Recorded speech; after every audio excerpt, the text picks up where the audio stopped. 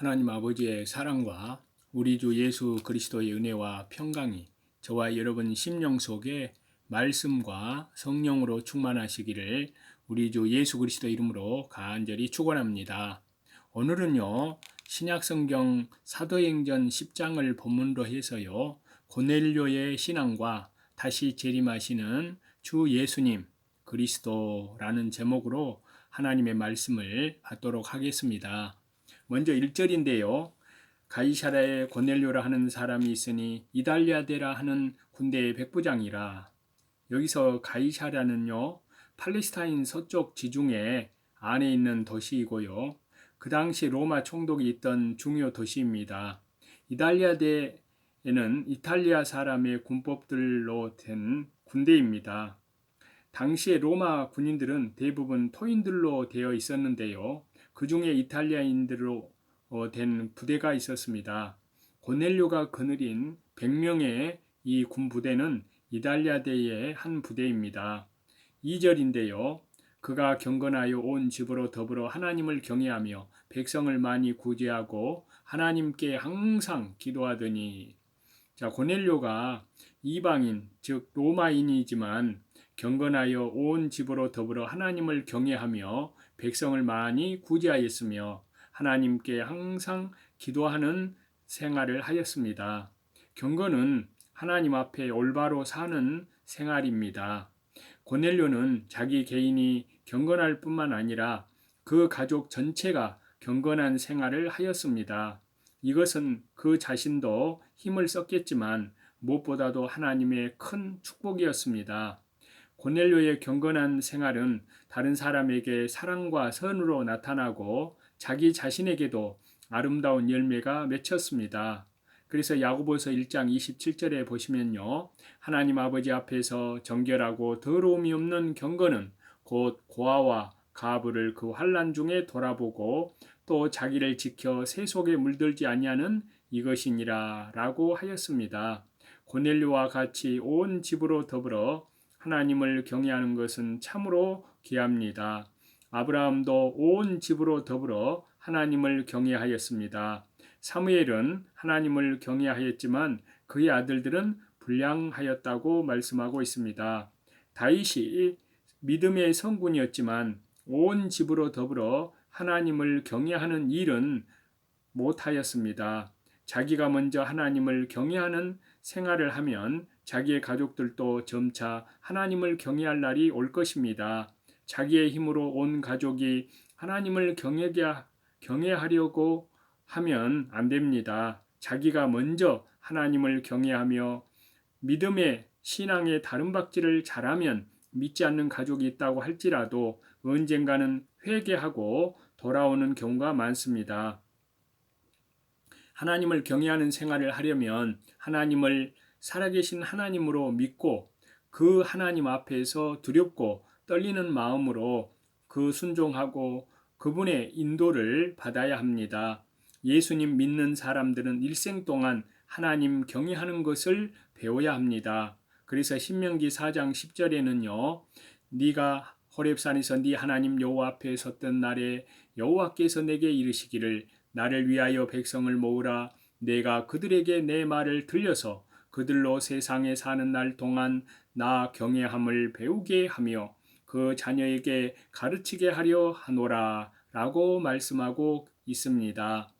성도가 일평생 하나님 경외하는 것을 배워나가라는 것이 하나님의 명령입니다. 하나님을 경외하는 것만큼 하나님께서 그 사람에게 은혜를 베푸십니다. 하나님께서는 경외하는 자의 하나님이시며 하나님을 경외하는 것만큼 하나님께서 그 사람에게 역사하여 주십니다. 반대로 하나님을 멸시하는 것만큼 하나님께서 그 사람을 멸시하십니다. 하나님을 높이는 것만큼 그 사람이 높아지고 하나님을 두려워하는 것만큼 그 사람의 인격이 그리스도의 형상으로 닮아 나아가집니다. 사무엘상 2장 30절에는요. 나를 존중히 여기는 자를 내가 존중히 여기고 나를 멸시하는 자를 내가 경멸히 여기리라 라고 말씀하고 있습니다. 하나님의 말씀에 붙잡혀 사는 사람은 하나님께서 그 사람을 붙들어 주시고 하나님의 말씀을 무시하는 사람은 하나님께서 그 사람을 무시합니다. 이스라엘 백성이 하나님을 섬겼지만 하나님 경외하는 것을 배워나가지 못했기 때문에 하나님을 멸시하였습니다. 그리하여 금송아지를 만들어 놓고 섬기다가 그 대가를 치렀습니다.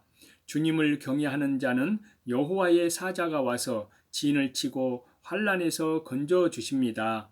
다니엘이 하나님을 경외하였기 때문에 사자굴에 들어갔을 때에도 하나님이 천사를 보내어 사자의 입을 막아 주셨습니다. 우리가 하나님의 혜택을 받지 못하는 것은 하나님을 경외하는 것이 없기 때문입니다. 우리 성도들이 하나님 경외하는 것만 올바로 배워 나간다고 하면 우리의 모든 것을 하나님께서 잘 지켜주시고 축복하여 주실 것입니다. 그러나 하나님 경외하는 일을 올바로 하지 못하면 하나님의 권고가 떠나고 마지막에는 다 멸망하게 됩니다.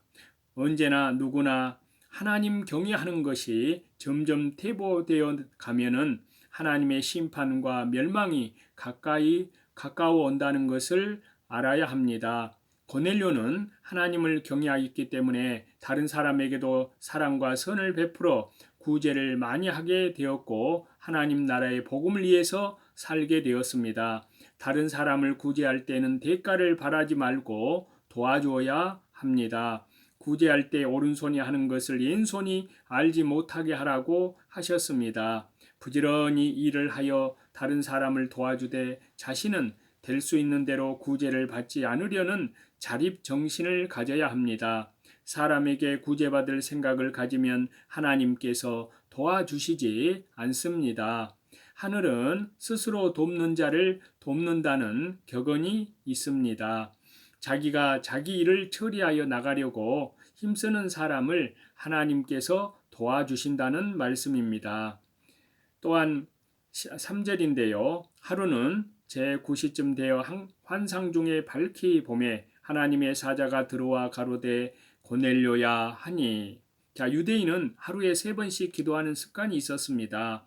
고넬료도 시간을 정해놓고 기도하였습니다. 제9시는 지금의 오후 3시를 가리키는데요. 고넬료가 기도 시간을 정해놓고 기도하는 것은 귀한 것입니다. 우리도 시간을 정해놓고 기도하는 습관을 가져야 될 줄로 압니다.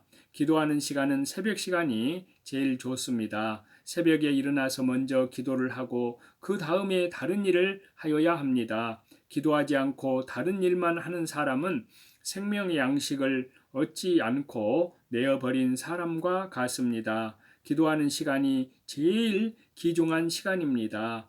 그러므로 내 기도하는 그 시간, 그때가 가장 귀하다라고 찬송하는 것입니다. 기도할 때 하나님이 그 사람에게 주시는 모든 것을 다 받을 수 있습니다. 기도하지 않는 사람은 전투하는 군대에 있어서 보급로가 차단되고 통신망이 두절된 것과 같다 할 수 있습니다. 후방에서 보급품이 제대로 보급되고 상부와의 통신이 잘 이루어지는 군대이어야 전쟁에서 이길 수가 있습니다. 보급이 안 되고 통신이 끊기면 아무리 용감한 군대라고 할지라도 패망할 수밖에 없습니다. 마귀를 이길 힘이 하나님께로부터 오는데 기도하지 않는 사람은 하나님의 능력의 역사를 받지 못하기 때문에 마귀를 이기지 못합니다. 마귀는 언제나 성도에게서 기도의 시간을 빼앗으려고 합니다. 성도가 기도 시간을 빼앗기면 믿음도 또한 열정도 능력도 사랑도 다 빼앗기게 됩니다. 기도를 안 하고 예수님 믿는 사람은 마귀에게 포로가 되어서 질질 끌려가게 됩니다. 기도할 때 시간을 많이 들여서 기도하여야 합니다. 시간과 공력과 피땀이 들어간 기도이어야 가치가 있습니다. 공력을 들여서 기도를 해야 심령의 만족을 얻고 생명의 역사가 있습니다. 성도가 기도 생활을 잘 하려면 첫째는요, 기도하는 시간을 마귀에게 빼앗기지 않도록 하여야 합니다. 두 번째는요, 많은 시간을 들여서 기도해야 합니다. 하루에 2시간 이상은 기도를 하여야 될 줄로 압니다. 세 번째는요, 자기 자신의 부족한 면을 찾아서 주 예수 그리스도의 십자가의 보혈, 영원한 속량함 안에서 회개하는 기도를 하여야 합니다. 자기 자신의 부족한 점과 교만한 것을 회개하고 양심에 가책되는 일을 찾아서 회개하는 기도를 하여야 합니다. 날마다 자기를 부인하고 자신의 부패성을 찾아서 빼내버리는 기도를 하여야 합니다. 네 번째는요, 하나님께서 약속하신 말씀을 바라보는 기도를 하여야 합니다. 고넬료가 기도하는 중에 여러 가지를 구하였겠지만 그 중에 하나님의 약속하신 그리스도를 바라보고 기다리는 기도를 하였을 것입니다. 그러므로 하나님께서 베드로를 보내어 약속하신 그리스도를 고넬료에게 알게 하여 주셨습니다. 이것은 고넬료의 기도가 상달되어 기도의 응답으로 되어진 것입니다. 모든 성도는 하나님께서 약속하신 그리스도를 바라보는 기도를 하여야 합니다. 나다나엘도 무화과나무 아래에서 기도할 때에 약속하신 그리스도를 바라보고 기다리는 기도를 하였을 것입니다. 하나님의 약속을 바라보고 하나님의 허락하신 영광을 바라보면서 소망을 가지고 기도하여야 합니다. 다섯 번째는요, 하나님의 말씀을 가지고 기도하여야 합니다. 하나님의 말씀을 새김질하며 그리스도를 좀 더 발견하고 그리스도 안에 좀 더 깊이 들어가는 기도를 하여야 합니다. 성도가 기도 시간을 제일 귀중히 여기고 첫째로 하여 먼저 기도부터 하는 습관을 가져야 합니다. 그리하면 아무리 분주하여도 늘 날마다 계속하여 기도할 수 있습니다. 바빠서 기도 못하는 사람은 기도보다 더 중요한 것이 있기 때문입니다. 4절인데요. 고넬료가 주목하여 보고 두려워하여 가로되 주여 무슨 일이니까? 천사가 가로되 네 기도와 구제가 하나님 앞에 상달하여 기억하신 바가 되었으니. 참된 기도는 기도하는 첫 시간부터 하나님께 상달이 됩니다. 기도하러 가려고 결심할 때부터 하나님께서 다 아십니다. 그러나 기도의 응답은 때가 되어야 옵니다. 그래서 다니엘서 10장 12절에요. 그가 내게 이르되 다니엘아 두려워하지 말라. 네가 깨달으려 하여 네 하나님 앞에 스스로 겸비케 하기로 결심하던 첫날부터 네 말이 들으신 바 되었으므로 내가 네 말로 인하여 왔느니라 라고 말씀하고 있습니다.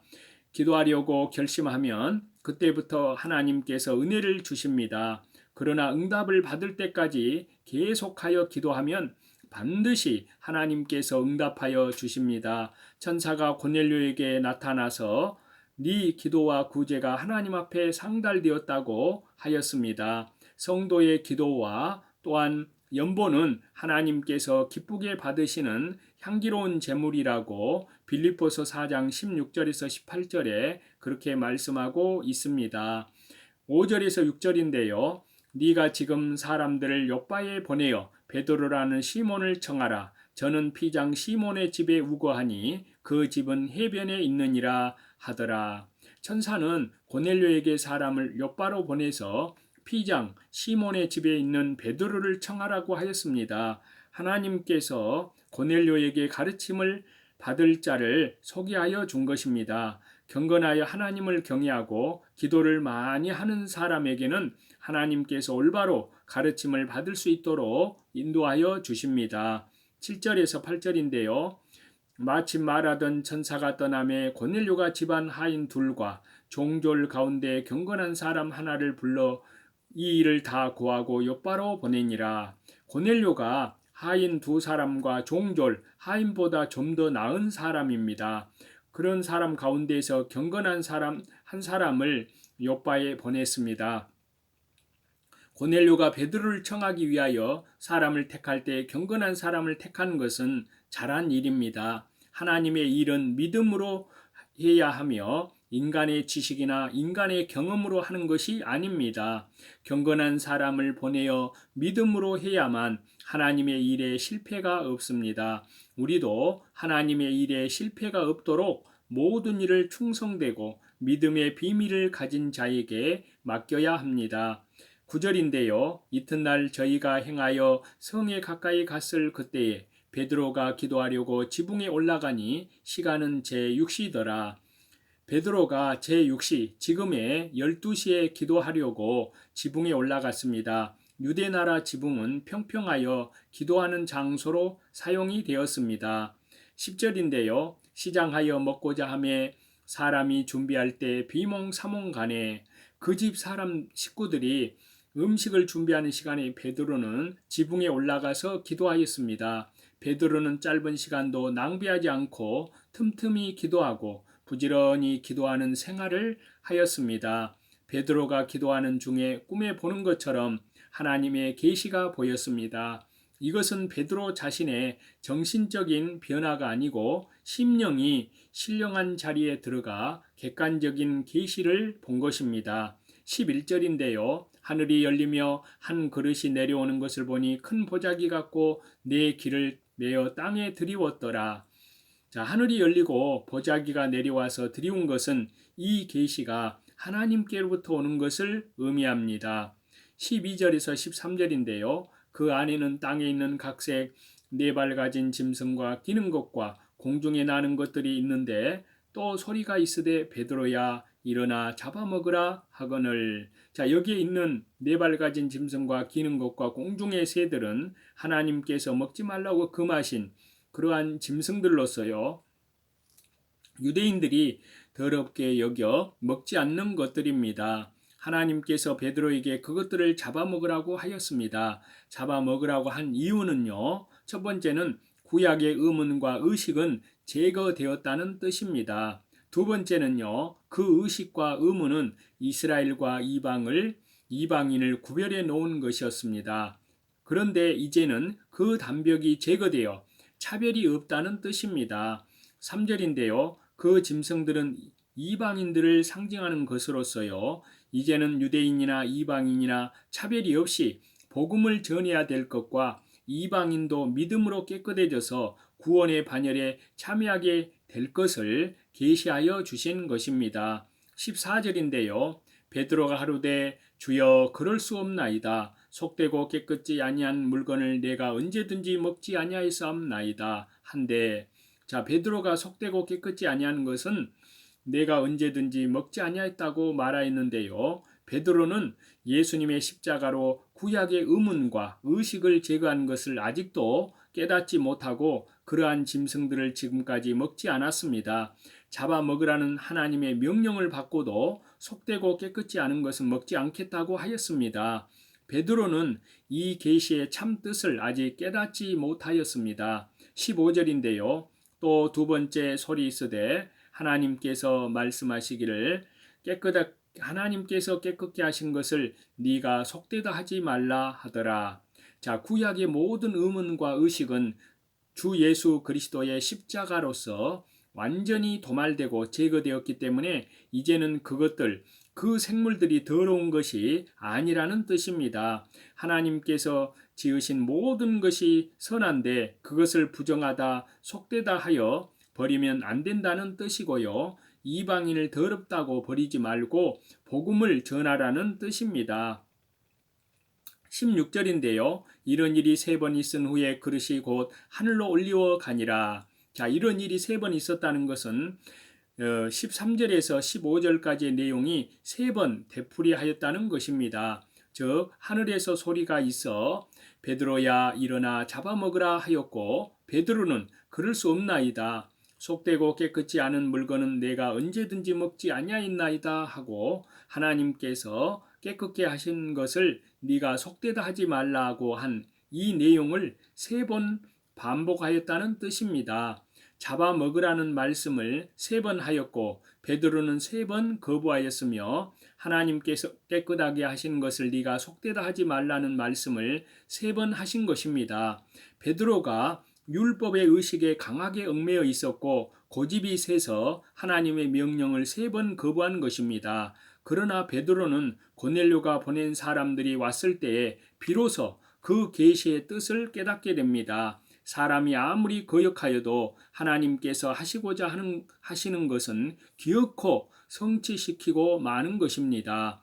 우리는 이상과 같이 하나님의 이 귀한 말씀을 우리가 오늘 아침에 받았는데요. 이 귀한 말씀대로 참으로 하나님을 더욱 경외하고 날마다 자기를 부인하고 자기 십자가를 지고 오직 믿음의 주 온전케 하시는 주님만을 바라보며 우리 주 예수 그리스도의 재림을 향하여 그리스도의 순결한 신부들로 지극히 거룩한 믿음 위에 자기를 건축해 나아가며 성령님으로 기도하며 또한 이 세상 죄로부터는 깨끗하게 구별되어서 더욱 하나님의 거룩하심 같이 거룩해지고 또한 밖으로는 잃어진 영혼들에게 하나님 나라의 생명의 복음을 한 사람에게라도 더 증거하는 저와 여러분이 다 되시기를 우리 주 예수 그리스도 이름으로 간절히 축원합니다.